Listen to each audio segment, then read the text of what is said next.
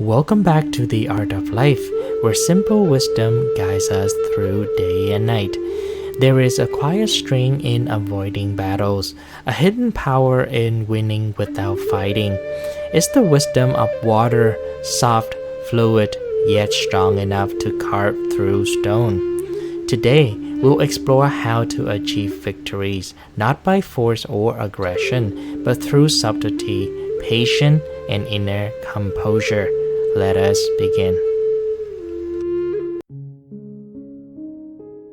Life often teaches us that the most obvious path isn't always the best one. We've been told to fight for what we want, to compete, to struggle. But let's look at two powerful ideas that show how sometimes the greatest victory comes not through confrontation, but through a gentle and indirect approach. First, let's consider the power of retreat and patience. It's like a chess game. Sometimes the wisest move is to step back. Sun Tzu said, "He will win who knows when to fight and when not to fight." Retreat doesn't mean surrender.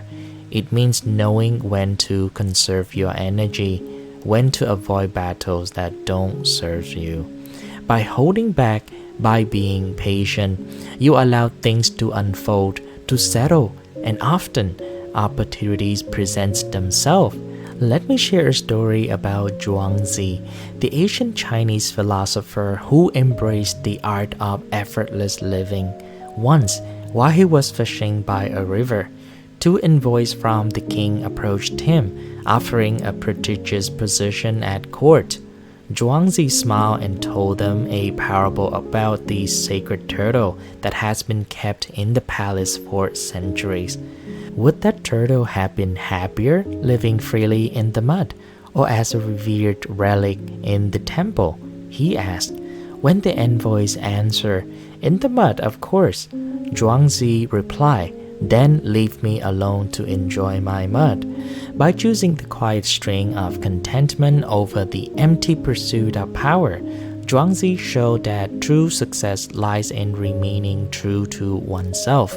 He didn't fight against the king's offer. He simply let go of what others saw as success. His story reminds us that winning in life is often about knowing what to let go of and which battles are not worth fighting for. And next, let's talk about the strategy of disinterest, a concept explored deeply by the philosopher Schopenhauer. Arthur Schopenhauer lived in an era where he was overshadowed by other great thinkers of his time. Instead of competing aggressively for recognition, he detached himself from the need to be celebrated. He stayed true to his work, even when ignored and overlooked. His disinterest and calm acceptance didn't mean he stopped caring. Instead, it freed him from the emotional turmoil that comes with comparisons and competition. And in time, his work began to shine on its own merit. Schopenhauer's philosophy wasn't forced into the world. It gently found its way into the minds of those who needed it. He showed us that true strength is often quiet. It lies in knowing when to let go, when to stay focused on your own path, and when to allow things to unfold as they will. He who binds to himself a joy does the winged life destroy. But he who kisses the joy as it flies lives in eternity's sunrise. This poem by William Blake, from his work Eternity, captures the essence of not clinging too tightly to outcomes or desires. Remember, like water, you don't have to clash to overcome. Flow around the obstacles with grace, finding new paths where others see walls. Embrace the power of patience, strategy, and quiet resilience. You can achieve great victories without ever raising a hand or voice, by choosing to understand over conflict and wisdom over force, winning by staying true to yourself, and let your calm persistence be the force that carries you forward. Thank you for joining me today. If these resonated with you, please pass them on to your loved ones. And this is The Art of Life, signing off.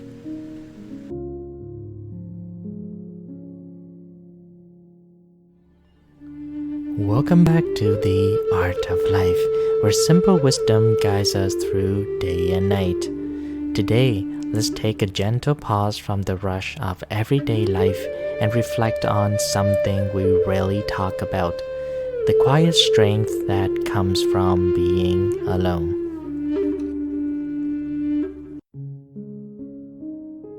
Many of us fear solitude. We mistake it for loneliness or think it's something to be avoided. But what if being alone is where we find a different kind of strength, a strength that comes not from the outside world, but from within? Let's start with Zhuangzi or Changzi, an ancient Chinese philosopher who found wisdom in these simple, everyday moments of life. He taught that being alone isn't about shutting yourself away. It's about finding a gentle, natural flow within yourself. Think about it like this. Imagine you're taking a slow walk through a park with no particular destination in mind. You feel the breeze, hear the birds, and let your thoughts wander. There's no rush, no need to be anywhere else. That's what Zhuangzi meant. Being alone helps us to let go of pressure and simply be at peace with who we are. Or think about it like sitting on a couch in an early morning with a cup of coffee. No phone, no emails, just the steam rising and the sound of the world waking up. In those moments, you are not trying to accomplish anything. You're just present. You don't need anyone else to feel complete. That's the kind of solitude Zhuangzi cherished, the quiet moment where we reconnect with ourselves and remember that we are enough just as we are. And then there's Arthur Schopenhauer, a philosopher known for his rather gloomy outlook, but even he found something positive in being alone. He believed that solitude is where we can truly be creative. Have you ever had an idea that popped into your head while taking a shower or while driving alone? That is because in those moments, your mind is free to roam without distraction. Schopenhauer believed that these moments of solitude help us see more clearly and make connections we often overlook in the rush of a busy day. Both Zhuangzi and Schopenhauer remind us that being alone is not emptiness, but a canvas for our own colors. As Mary Oliver wrote, "Whoever you are, no matter how lonely, the world offers itself to your imagination." Solitude invites us to turn down the world's volume and listen to the softer voice within. Here, we don't lose ourselves, we meet a quieter self that only stillness can reveal. It's a space without boundaries, where thoughts flow like rivers and dreams rise like morning mist. We touch a peace that asks for no approval, no audience, only our presence. When you are alone, don't rush from silence. Let it hold you like an old friend. Sit by the window and watch the rain's fingertips dance on your glass.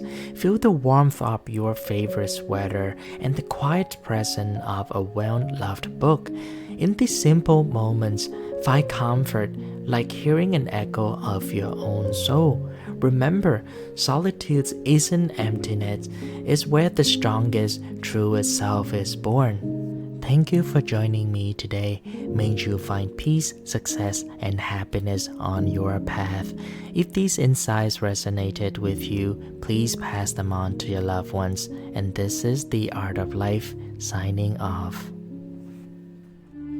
Welcome back to The Art of Life, where simple wisdom guides us through day and night. Life is often measured in milestones, graduations, weddings, promotions. But what if the true essence of living lies in something far simpler, something that happens over 20,000 times a day? Together, we'll explore the topic of finding life in every breath, the art of being present and renewed. Let us begin. Life in every single breath is rooted in the philosophy of being present. Zen Buddhism teaches that the breath can be an anchor, a reminder to connect deeply with the present moment. As we breathe in, we acknowledge this moment, and as we breathe out, we release everything that holds us back. When was the last time you truly noticed your breath? We breathe so automatically that we often overlooked it. But if we pay attention, each inhale is a chance to reconnect with where we are, physically, mentally, and emotionally. Focusing on our breath grounds us in the now, allowing us to find stillness and clarity. With every inhale, we invite new energy, and with every exhale, we let go of what no longer serves us. Friedrich Nietzsche, a 19th century philosopher known for his radical ideas about life and existence, introduced the concept of internal return. This idea suggests that life is an endless cycle of beginnings and endings, where every moment has the potential to be experienced anew, again and again. Each breath we take mirrors this cycle, a small act of rebirth that invites us to let go of the past and renew ourselves moment by moment. Oprah Winfrey, one of the most influential voices of our time, often speaks about the power of presence. She shared that making a commitment to be fully present changed her life. She said, "Whether I was interviewing someone or just having a conversation, I choose to be fully there with every breath in every moment." This shift turned ordinary moments into something extraordinary, showing us that true presence can bring deeper meaning to even the simplest experience. As the first light of dawn pierces the darkness, the world awakens to a fresh beginning. Each breath mirrors this moment, an opportunity to draw in new energy, new hope, and new life. Every inhale is a gentle promise of renewal, and every exhale is a soft release to let go of what weighs us down, creating space for transformation to take root. With each breath, we hold the essence of creations and release, a cycle as old as time itself. In this rhythm, we find our capacity to change, to heal, and to grow. Each breath becomes a quiet revolution, a chance to rewrite our story, to shed what no longer serves us, and to embrace the profound beauty of simply being. So, as you take your next breath, may it remind you that even the smallest moments can hold great meaning. I truly hope you find comfort and peace in that gentle rhythm, one breath at a time. Thank you for joining me today. May you find peace, success, and happiness on your path. If these insights resonated with you, please pass them on to your loved ones. And this is the Art of Life, signing off. Welcome back to the Art of Life, where simple wisdom guides us through day and night. Today, we're exploring a story that shows us what true resilience looks like.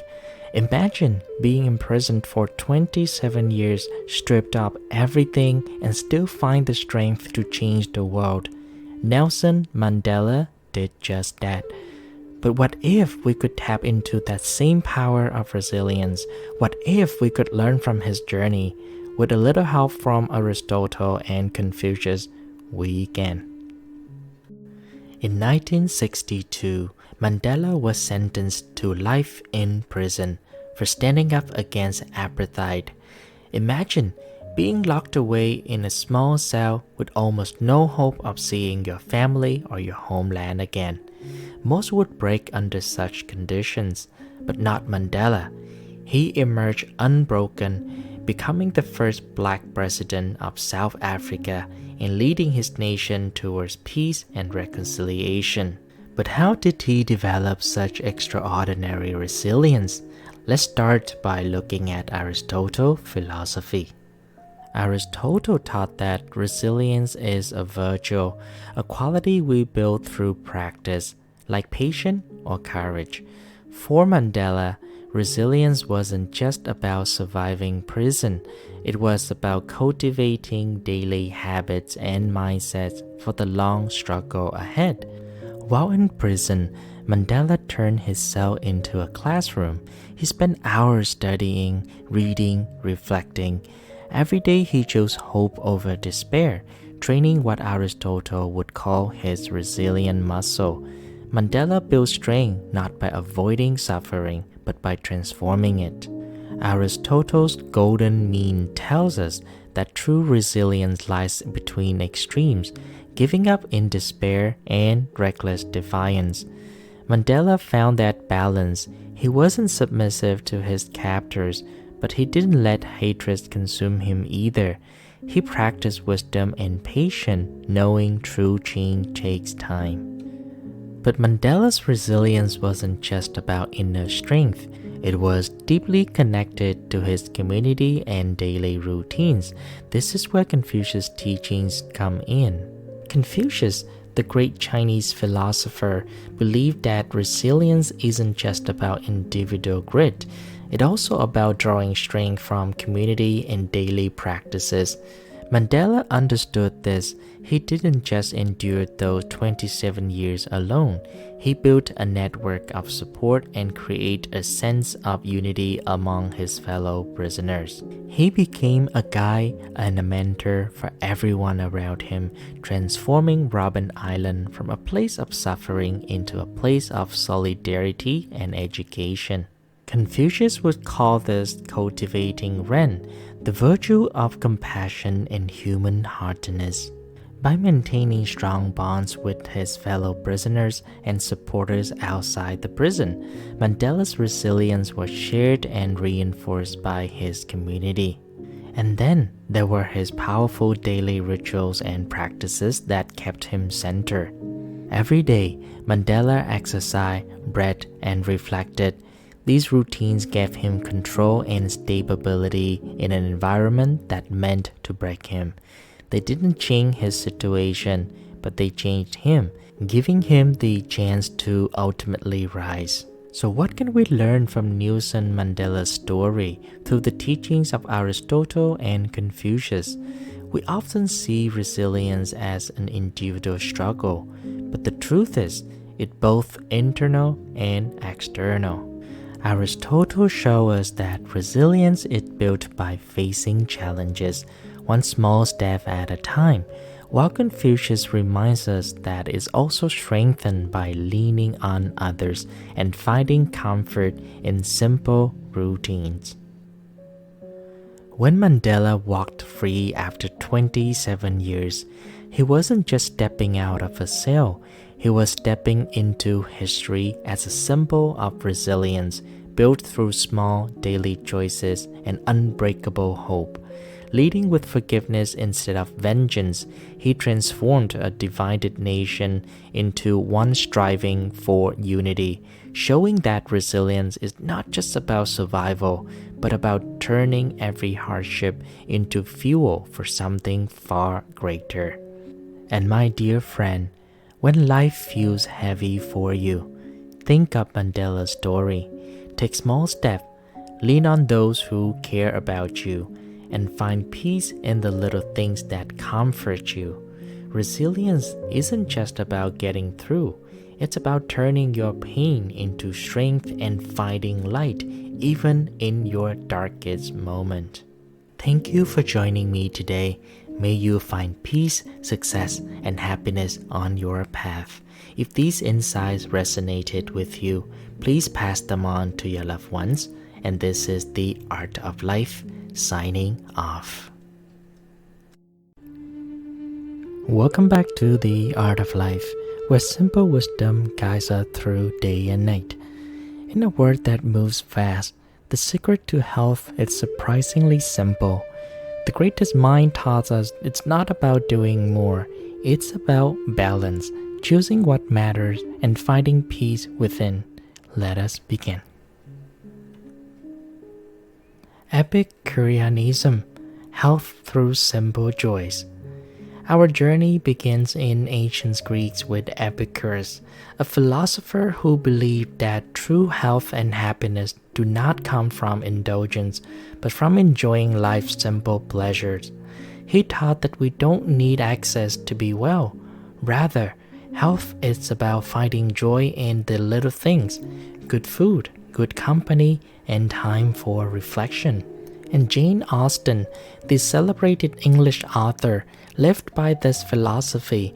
Known for her calm, reflective natures, Austen found health and happiness in simple routines: writing, walking in nature, and spending time with loved ones.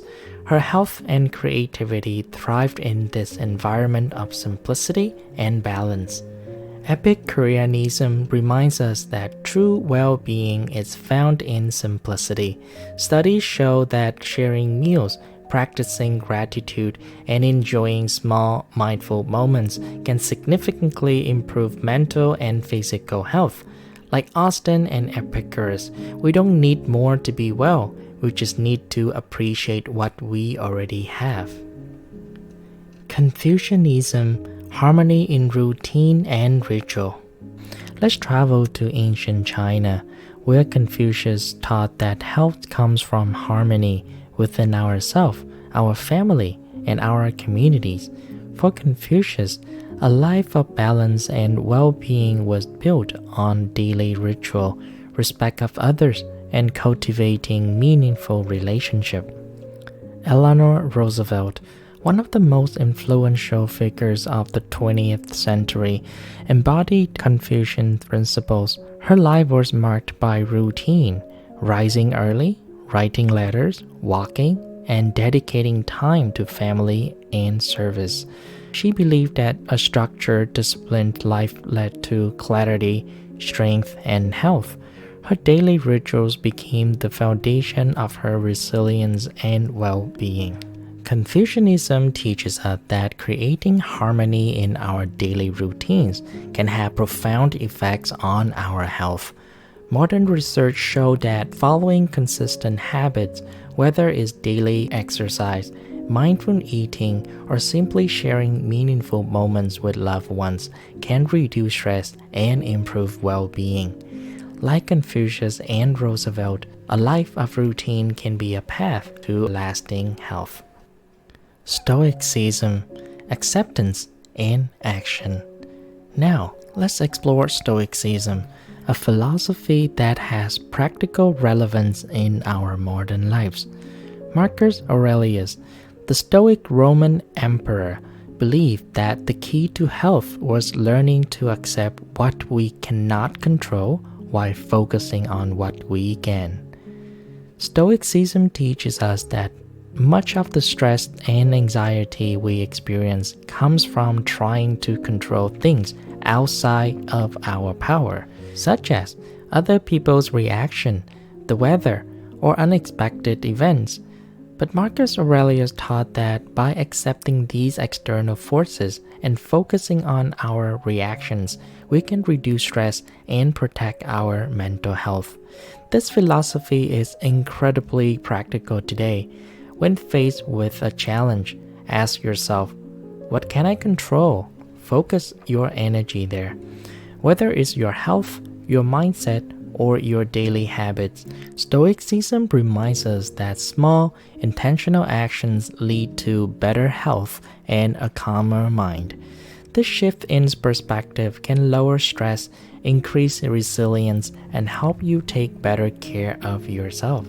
Like Lao Tzu once said, nature does not hurry, yet everything is accomplished. True health isn't about doing more, but about slowing down and focusing on what truly matters. Small, deliberate actions are the foundation of well-being. A shared meal, a walk in nature, or even a single mindful breath. Epicurus, Confucius, and Marcus Aurelius all understood the quiet power in these simple moments, knowing that in these humble choices lies the strength for us to shape our lives and inspire hope in others. Thank you for joining me today. May you find peace, success, and happiness on your path. If these insights resonated with you, please pass them on to your loved ones. And this is The Art of Life, signing off. Welcome back to The Art of Life, where simple wisdom guides us through day and night. Today we'll explore how to handle tough times with calmness and flexibility through the lesson. Finding your calm in the storm, embracing life's twists and turns, and let's begin. We, as many others in life, all desire happiness, success, and a sense of peace. But let's be honest, life can feel like a roller coaster. One moment we are riding high, the next we're facing unexpected bumps and turns. First and foremost, when adversity strikes, stay calm. This might sound simple, but true strength comes from our ability to remain composed in chaos. Think of Mahatma Gandhi, who is often referred to as the father of the nation in India. He's also known as Babu, which means father in Hindi. He faced immense trials and imprisonments for his nonviolent protest, but yet held steadfast to his inner peace. He once whispered through the ages, "In the heart of chaos and uncertain flow, let stillness blossom in your soul." When everything feels overwhelming, take a deep breath, and just pausing for a moment can help you to think more clearly and prevent your emotion from running wild. Remember, a calm heart leads to a clearer, better judgment. Lao Tzu, who is a revered Chinese philosopher and the founder of Taoism, known for his profound teaching on harmony, simplicity, and the nature of existence, encapsulated in his work the Tao Te Ching. And in the Tao Te Ching, he reminds us that stillness reigns as the king of disturbances. In that serene space within, clarity blossoms, guiding us to wiser choices. Think about it, a moment of calm can illuminate our path, especially when uncertainty looms like a shadow. Another great mind, Marcus Aurelius, the philosopher emperor and the author of Meditation, shared this truth. Your power lies within your mind, not in the chaos of the day. Know this truth and you will find a quiet strength to light your way. Next, if you're facing hardship, embrace change. Life is really a straight path. It twists and turns in ways we don't always expect. There was a young woman who dreamed of being a chef, pouring her heart into her craft. But one day, the restaurant she loved closed its door. Feeling lost, she sat in her small apartment, unsure of what to do next. And as she reflected on her journey, she remembered a lesson from Charles Darwin, the father of evolution. He said, "It's not the strongest that survive the test, but those who adapt and flow with the quest." In that moment, she knew she had to adapt. Instead of giving in to despair, she began sharing her culinary creations on social media, showcasing her unique recipe and techniques. Her passion resonated with many, and her online following quickly grew. Soon, a popular food network took notice and invited her to host her own cooking show, opening doors she had never imagined and let her creativity shine on a national stage. Ultimately, that young woman was Molly Ye, who overcame her setback to become a celebrated chef, author, and television personality with her own Food Network show and best-selling cookbooks.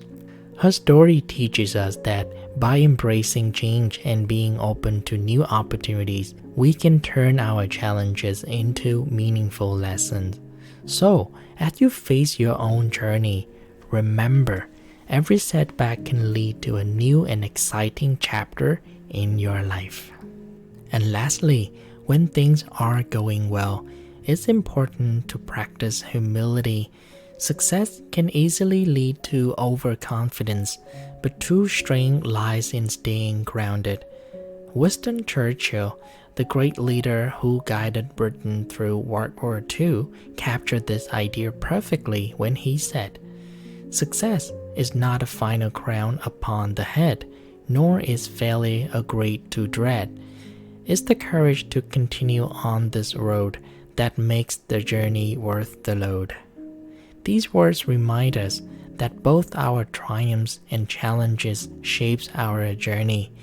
As we look to the journey ahead, let embrace the mindset that helps us turn challenges into opportunity, remembering that we have the tool within us to thrive amidst chaos. While we can't control what happens around us, we can control how we respond.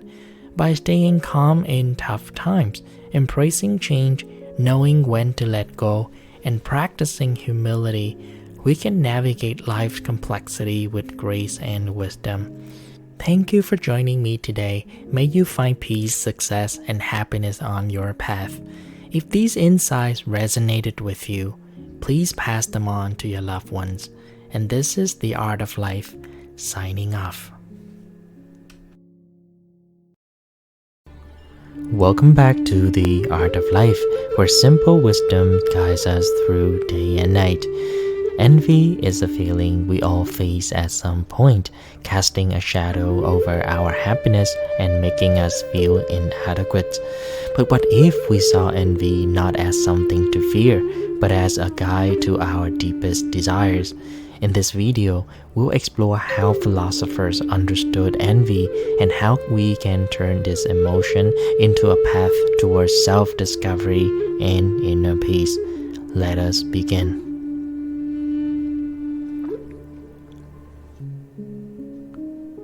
Envy is a feeling as old as humanity itself.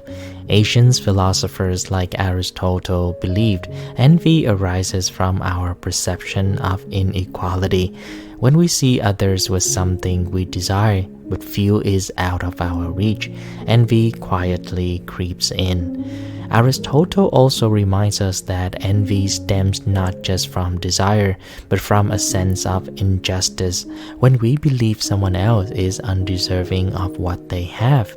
But in truth, the world doesn't own us fairness. The Stoics taught us this: the universe is indifferent, and so must we be to things beyond our control. When we compare ourselves to others, we create suffering in our minds. The philosopher Epictetus says, "It's not what happened to you, but how you react to it that matters." Envy is born not from the success of others, but from our reaction to it. We alone give it power. But what if we could shift our perspective? What if we could transform envy into a source of growth? Nietzsche spoke of envy as a force of self-overcoming, an emotion that, when understood, can push us toward transcend our limitations, to strive towards our highest potential. Envy reveals our deepest desires, but those desires are not inherently negative. They can guide us towards what truly matters to us. Ask yourself, what does this envy tell me about my own path? What do I lack that I can cultivate within myself? The philosopher Schopenhauer once said, "Wealth is like sea water. The more we drink, the thirstier we become." When we envy others, we often thirsting for something that will never truly satisfy us. What we see in others is often a mirage, a distortion of the true nature of happiness. We must ask, is what I envy in others even what I need to be fulfilled? Comparison blinds us to the beauty of our own lives. The Buddha taught that craving, whether for material things or for status, only leads to suffering. When we compare, we forget to appreciate our own journey, the uniqueness of our own experience, and the lessons we are meant to learn. Envy, when approached with mindfulness, can become a guide rather than a trap. The ancient Greeks believed in the concept of eudaimonia, human flourishing. And envy, when understood, can point us towards this flourishing, towards the pursuit of our own fulfillment rather than the mere comparison with others. Ask yourself, what does this envy truly want me to know? Is it telling me that I long for a deeper sense of purpose, a more meaningful connection, or a change in my direction?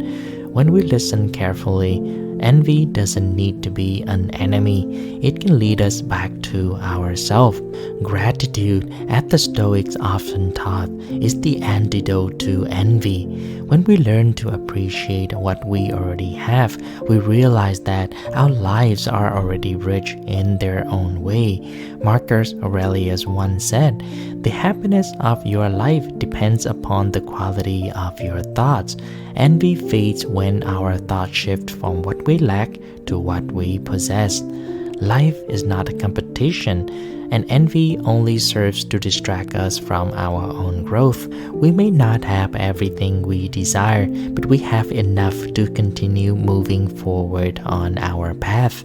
As Lao Tzu said, "He who knows that enough is enough will always have enough." Remember, your path is yours alone. In that, there is immense beauty. As the philosopher Seneca taught, the true happiness is to enjoy the present without anxious dependence upon the future. Appreciate the progress you have made, and envy will lose its hold over you. Thank you for joining me today. May you find peace, success, and happiness on your path. If these insights resonated with you, please pass them on to your loved ones. And this is The Art of Life, signing off.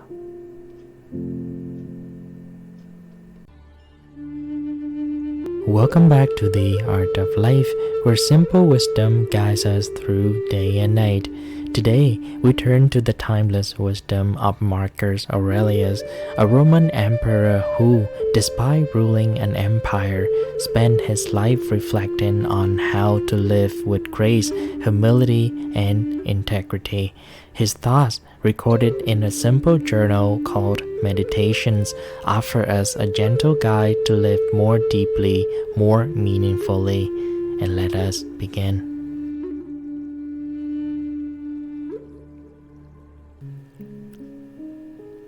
Let's start with Marcus' most profound insight on happiness.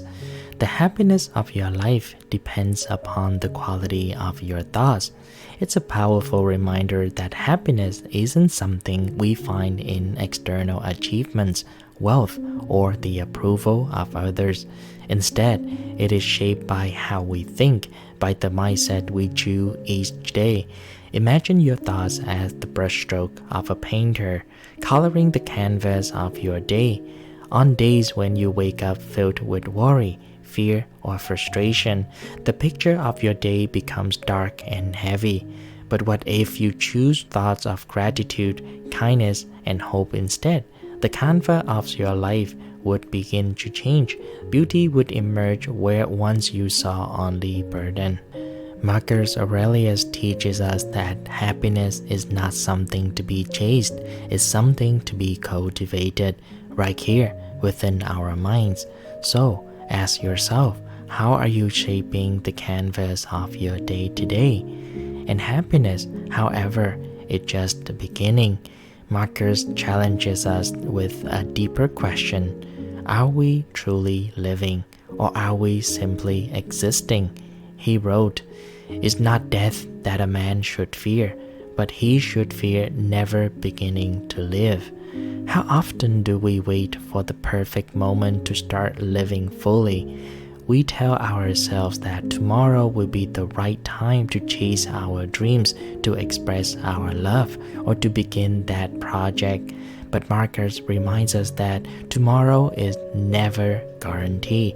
The true tragedy isn't death itself, is the life that we never fully embrace.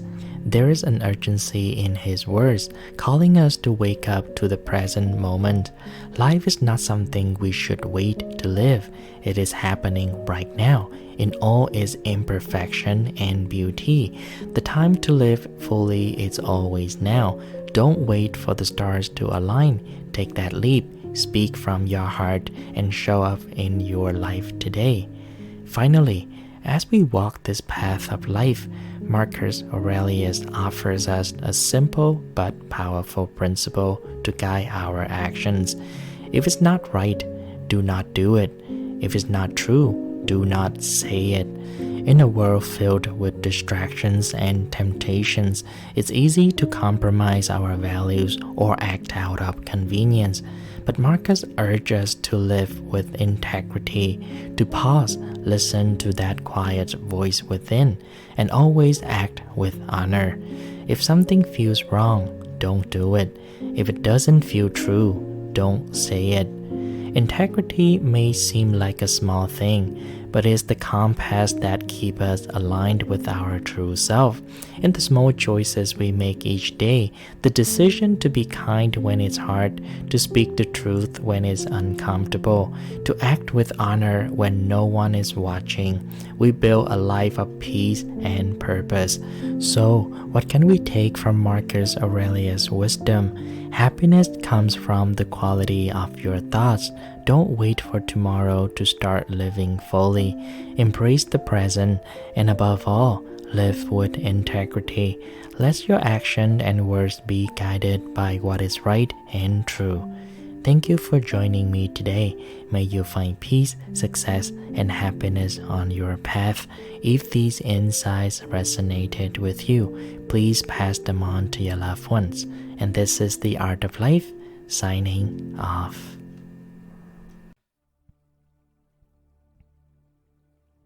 Welcome to The Art of Life. Today, dear friends, we invite you to join us on a journey within, where life unfolds its silent whisper. We begin our exploration on the 10 great realms of life, the highest state of being that call us to pause, reflect, and embrace the quiet beauty of our existence. Life is like a cup of tea. First sip with bitterness, then sweeten with time, and finally enrich with the complexity of all flavors. Every sip is a moment, a lesson, urging us to reflect on life's hidden meanings. Similarly, life is like an all-one book, rich with stories that can only be understood when read slowly, with care. Each chapter and every word become a part of us, teaching patience, strategy, and reflection. Like chess, life is defined by the moves we make, guiding us through each day with purpose and wisdom. The first realm, harmony in marriage. The highest state of love is harmony, a gentle dance of two souls. In the quiet of shared understanding and in the kindness of soft words lies the secret to a joyful union. Nurture each other as tenderly as water nurtures the earth, and in that harmony you will find the peace that lasts beyond time. The second realm, letting go. Life's troubles often stem from our inability to let go. When we cling to things we should release, we create our own suffering. But letting go is not loss. It's gaining peace, reducing stress, and finding true freedom. The third realm, choosing a life partner by fate. Relationships are often destined. The concept of soulmates is not just Eastern. It's found worldwide. Whether you call it fate, destiny, or divine intervention, a meaningful relationship often feels like it was meant to be. Understanding this brings peace and acceptance into the fabric of our lives. The fourth realm, balance in dealing with others. Life is full of choices and extremes. Maintaining a balance between too much and too little is crucial. Whether it's work, relationships, or personal ambitions, balance is the key to a peaceful life. When we act with moderation and mindfulness, we find harmony not only within ourselves, but in our interactions with others as well. The fifth realm, tranquility of mind. True beauty and depth lie in tranquility. A quiet mind sees the vastness of life clearly. It is not about avoiding emotions, but mastering them, finding peace in stillness, and gaining wisdom through calm reflection. In the stillness of our thoughts, we find the clarity to navigate the complexity of life. Thank you for sharing these moments with us today on the art of life. Join us again as we continue to explore the realms, unlocking the secret to a life well lived. Until then, take a moment to cherish the small joys, the quiet reflections, and the gentle whisper to your heart. Be well and see you in the next part. Welcome back to the Art of Life. As we continue exploring the 10 great realms of life, today we dwell deeper into the essence of connection, love, and inner peace. The sixth realm, integrity in friendship. Friendship is a gentle dance of truth, a bond of trust, and a quiet promise of loyalty.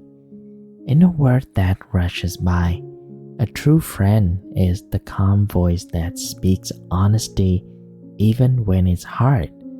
Through their eyes, we see our truest selves, unmasked and real. In this sacred connection, we find both a mirror and a guiding light, leading us back to who we are meant to be.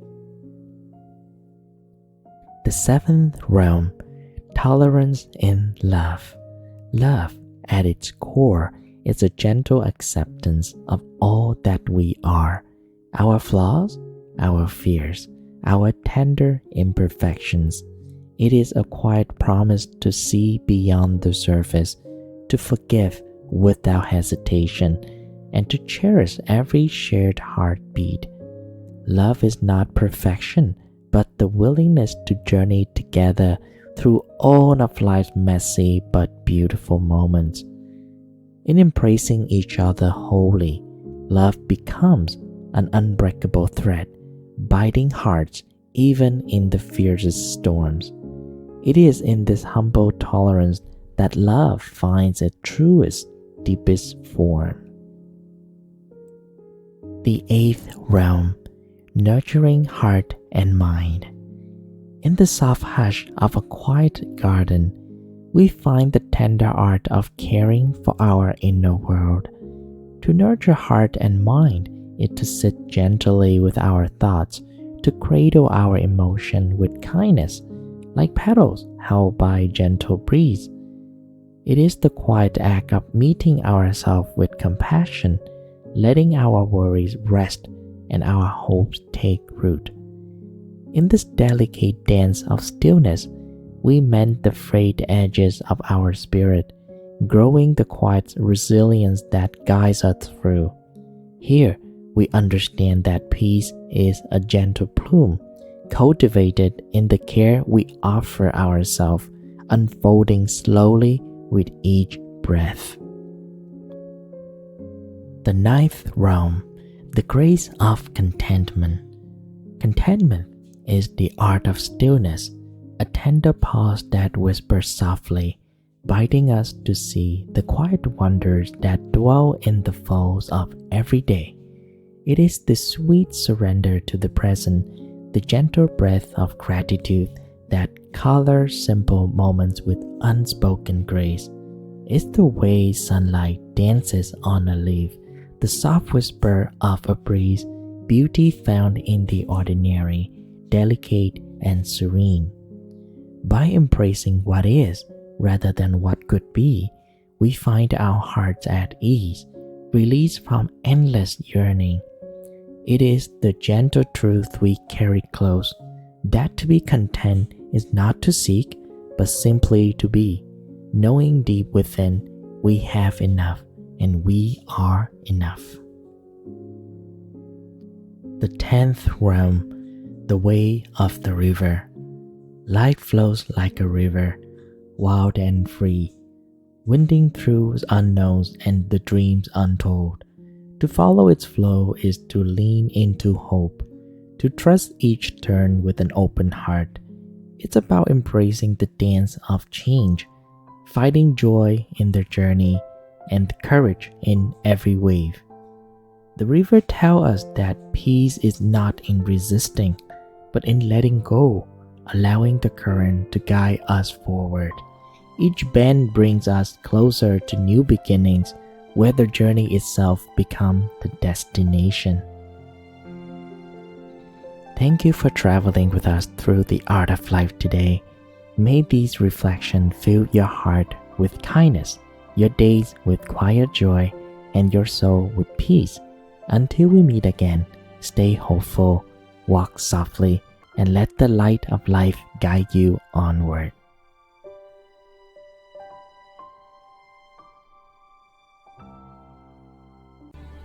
Welcome to Philosophy, the Art of Life, where we journey together toward a life of purpose. Today, I'm thrilled to introduce our new series, The Philosophic Ways to Land Your Dream Job. In this first episode, The Power of Persuasions, Aristotle's Wisdom for Interviews, will unlock the secrets of powerful communication. This isn't just about answering interview questions, it's about mastering the art of persuasions to help you stand out, connect deeply, and confidently land the job you desire. There is something magical about interviews. It's that moment where words, stories, and hopes collide. How do we become unforgettable in those fleeting minutes where first impressions are all we have? Aristotle, in his wisdom, gives us the answer. He spoke of persuasions not as manipulation, but as an art form, and the canvas, your ethos, pathos, and logos. These three brushstrokes will paint the portraits of your success. Ethos is where we begin.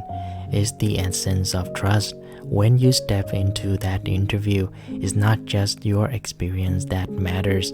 It's you standing there as someone trustworthy, reliable, someone they can count on. Your stories, your examples, they are not just words, they're symbols of your character. A story about how you stayed late to meet a deadline or how you solved a problem isn't just a story, it's the language of your reliability. Now, think of your own stories. What quiet acts of responsibility or perseverance can you share? These speak more than any words on a resume ever could. Next, we move to pathos, the heart of it all. Interviews aren't just about skills and qualifications. They are moments of human connection. Why does this work matter to you? Why do you care about this role? When you speak with sincerity, when you share what truly moves you, something shifts. You're no longer just talking, you're reaching out, showing a part of yourself that's deeply connected to the work. Imagine, instead of saying, I'm applying for this job, you say, I'm drawn to this work because it lights something inside me. That's where the power lies. Where you speak from the heart, you create something real, something memorable. You're not just explaining, you're sharing a part of yourself that resonates beyond the interview room. And finally, we arrive at logos, where reason steps in. Here, you gently offer your evidence, your facts, showing them you don't just want the job, you're fully capable of doing it. Instead of saying, I am good at this, you might say, in my last role, I improved customer satisfaction by 20%. This is where your achievements quietly but clearly speak for themselves. Logic merge with emotion, and suddenly your story is not just felt, but understood. Ethos, pathos, logos, these are the quiet guys that help you weave your narrative. Together, they form something more than answers. They form a story that's built on trust, carried by passion, and supported by truth. When these come together, something special happens. You stop answering questions, you start telling a story they won't easily forget. It lingers in their minds, leaving a lasting impression, because it's more than just an interview, it's a glimpse into who you truly are. And that's what resonates long after the conversation ends. Thank you so much for being here with us today. That concludes our episode 1. We hope you feel inspired and ready to take your interviews to the next level.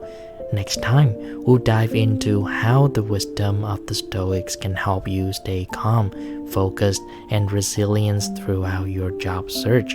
Imagine navigating everyday challenges with grace and turning setbacks into opportunities. We'll see you in the next episode. This is The Art of Life, signing off.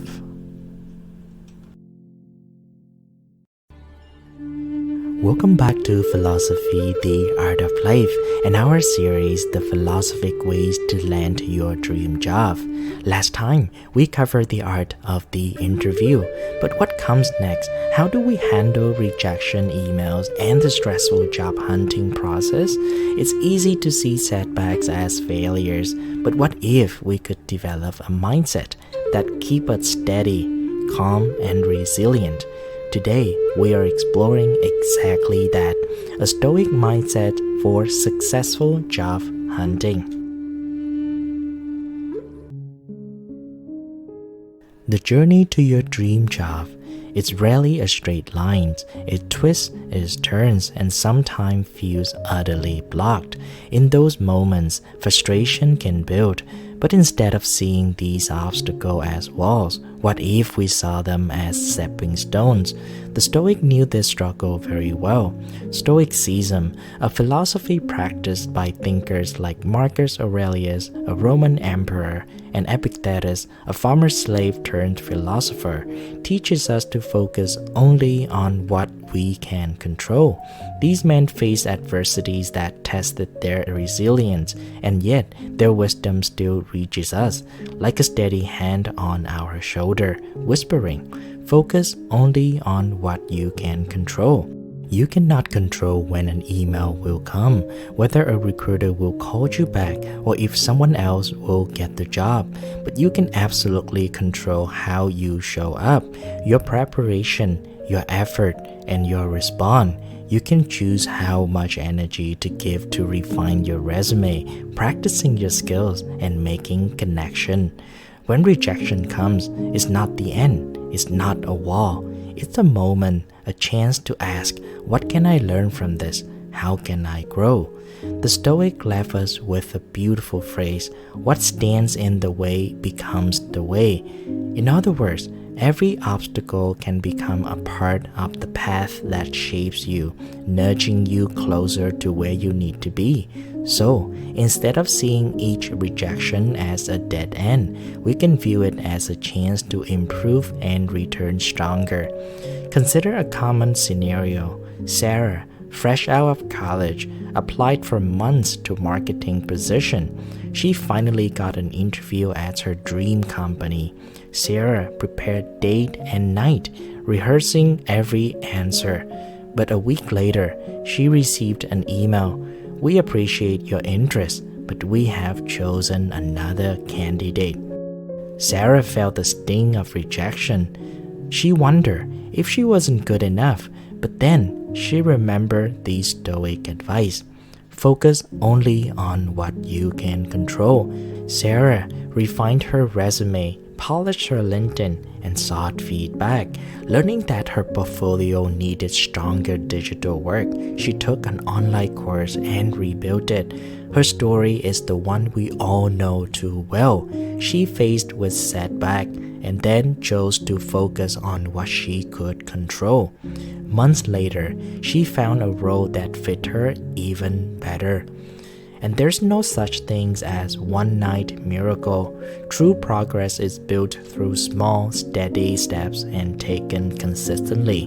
Like Sarah, choose your response, refine your approach, connect with one more person, apply to one more job, and add one more skill. These simple acts done daily will grow into something greater for you. When rejections come, don't lose heart. Instead, pause and breathe deeply. Reflect and ask, what did I learn? How can I grow? Let these moments of stillness guide you. Turn each setback into fuel, building resilience for when the right door opens. Thank you for walking this journey with us today. Next time, we'll explore the art of networking, how to build connections that flows naturally, inspired by Taoist philosophy, like water without force or pressure. And if today's episode resonated with you, share your thoughts in the comments below. And if you're finding value here, please subscribe and ring the bell so you don't miss the next step towards your dream job. This is The Art of Life, signing off. Welcome back to Philosophy, the Art of Life, as we continue our series, The Philosophic Ways to Land Your Dream Job. Today, we explore networking, not as a skill to master, but as a philosophy to live by. And let us begin.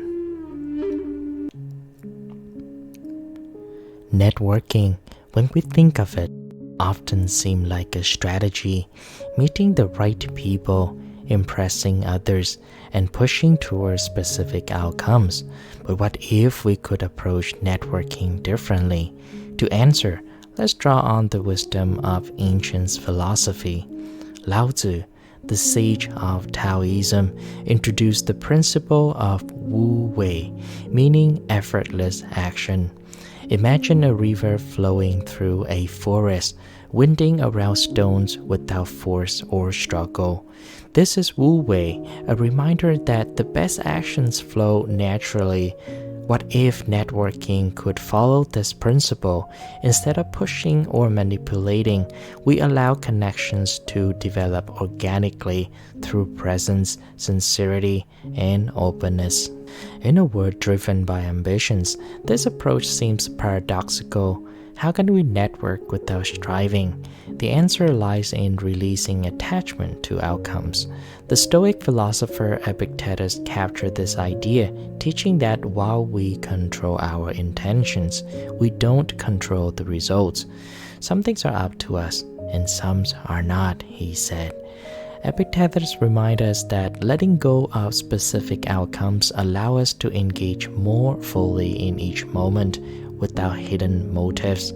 Consider this: Marcus Aurelius, the Stoic emperor, was surrounded by people seeking favor and advantage, yet he values sincerity and wisdom over transactional relationships. In his private reflections, the Meditation, he emphasizes the importance of respecting each person for who they are, not for what they can offer. For Marcus, true connection was rooted in authenticity, not advantage. So, what does this look like in practice? Imagine you're at a networking event, virtually or in person. Instead of viewing each person as an opportunity, approach each interaction as a chance to learn and share. Rather than seeking to extract value, give something of yourself. Ask questions out of genuine curiosity, listen with care, and respond thoughtfully. This shift from "what can they offer me" to "how can I appreciate this person" brings Wu Wei into your connections, acting without striving. And here's a simple exercise to cultivate this approach. Think of someone you admire professionally or someone whose work has touched you. Reach out with no expectation of gaining something in return. Perhaps send them an article they might enjoy, share a compliment on their recent work, or express gratitude for their influence. This gesture, done sincerely, embodies both Wu Wei's and Stoic practice of humility. It creates a connection free from agenda, inviting something genuine to unfold. And Lao Tzu believed that when we let go of forcing things, we make space for opportunities to come to us. As water flows towards its destination, bypassing obstacles effortlessly, so too our relationship flow when we approach them with openness rather than control. The right people, the right connections, they come when we stop forcing and start allowing, as we create clarity through our genuine presence. Networking at its best is not about collecting contacts, but cultivating relationships. Each interaction is like planting a seed with no urgency to harvest. Some seed will grow and some won't, but the act of planting, done sincerely, is what creates a rich network over time. The people meant to connect with us will feel drawn to the sincerity of our presence. So let us approach each connection with gentle hands and an open heart. Networking, as its course, is not about rushing or pressing, but allowing space for genuine bonds to form. When we let go of urgency, we create a garden where seeds of friendship can take root and bloom on their own. Each encounter is an invitation to be present, to listen, to share, and to trust in the quiet power of sincerity. In our next episode, we'll explore a common yet profound barrier: fear, the thing that often signals the edges of our growth, where comfort ends and potential begins. Thank you for joining us today. We're grateful to walk this path with you, sharing reflection that inspires all to live with wisdom and depth. Until next time, be open, stay present, and let life connection flow naturally. This is The Art of Life, signing off. Welcome back to Philosophy, The Art of Life. As we conclude our series, The Philosophic Ways to Land Your Dream Job, let's begin with a question. Have you ever felt fear holding you back from something you truly wanted?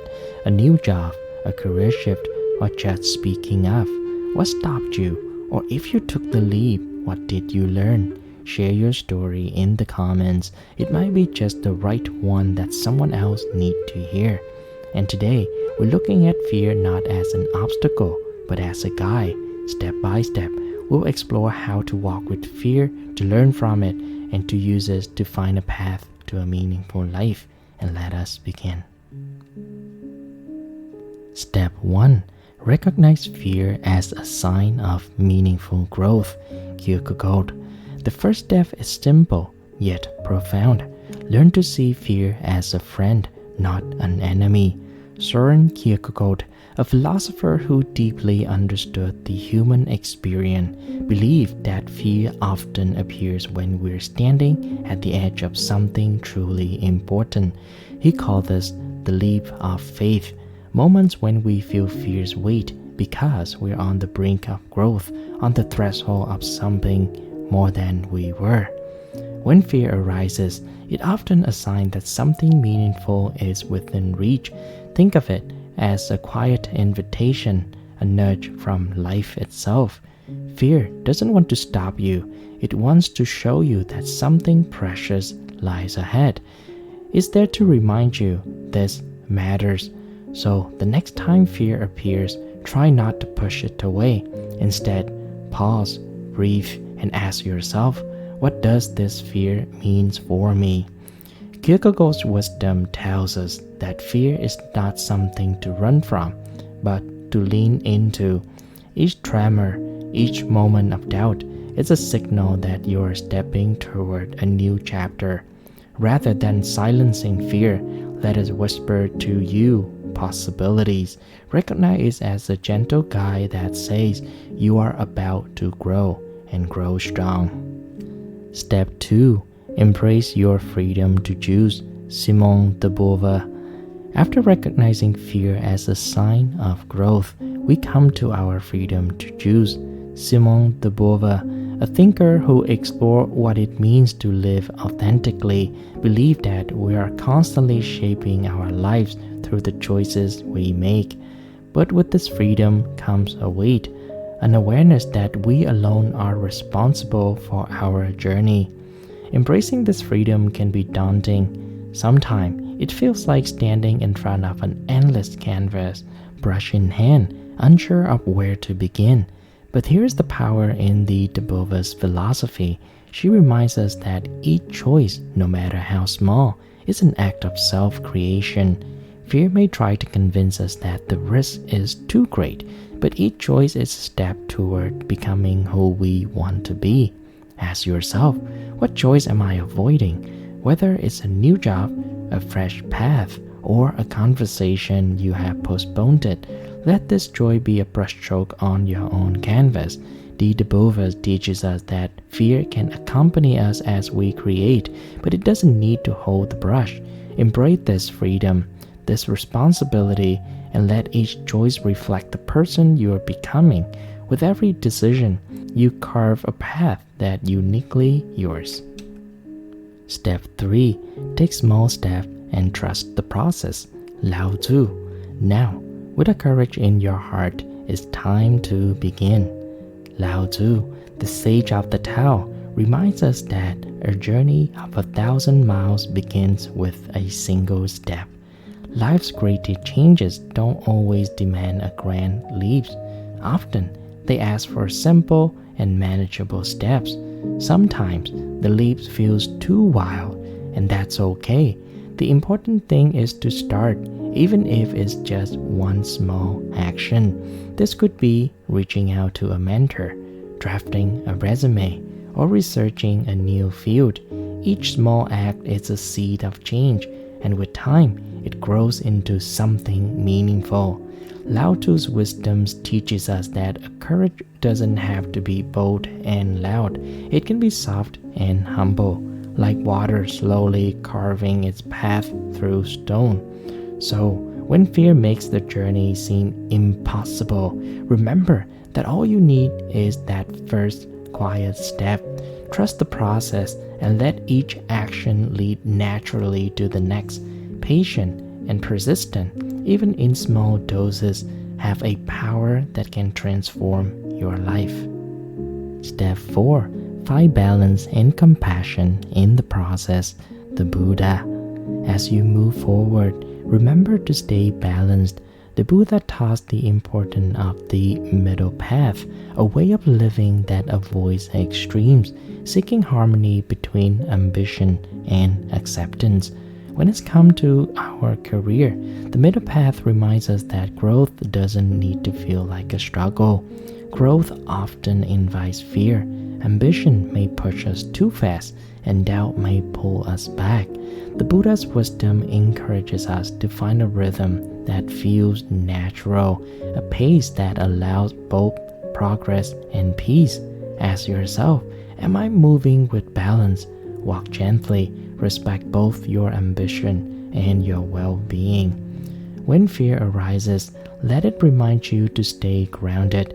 Fear doesn't need to weigh you down. It can be a reminder to tread mindfully. With compassion for yourself, the Buddha teaches us that in finding this balance, we walk a path that honors both our dreams and our need for peace.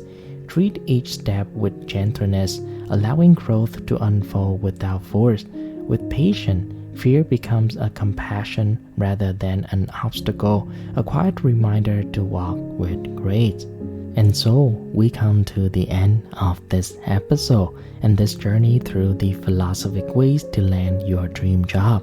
Together, we have explored how to see fear not as a barrier, but as a guide, how to embrace freedom, take small steps, find balance, and stay connected to a deeper purpose.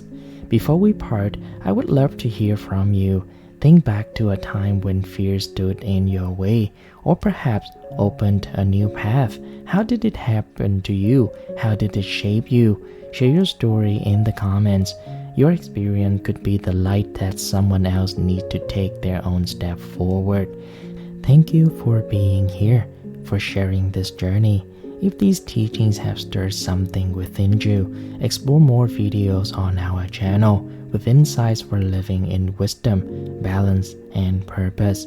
Until next time, go forward with courage in your heart and trust that you are on a path worth walking. This is The Art of Life, signing off.